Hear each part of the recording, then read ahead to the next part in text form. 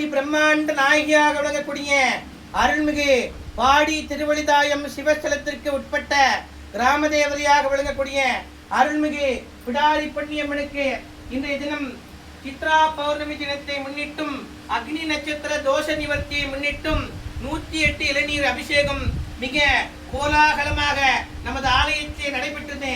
தரிசிக்கும் அனைத்து நல்லுள்ளங்களுக்கும் சகல சௌபாக்கியத்தையும் சர்வமங்கலத்தையும் வாரித்தருவாள் இந்த பிடாரி பொன்னி ஆத்தாளை எங்கள் அபிராம வள்ளியை அண்டமெல்லாம் பூத்தாளை மாதுளம்பூ நிறத்தாளை புவியடங்க காத்தாளை அங்கையில் பாசாங்குசம் கரும்பும் வில்லும் சேர்த்தாளை முக்கண்ணே தொழுவோர்க்கு ஒரு தீங்கில்லையே.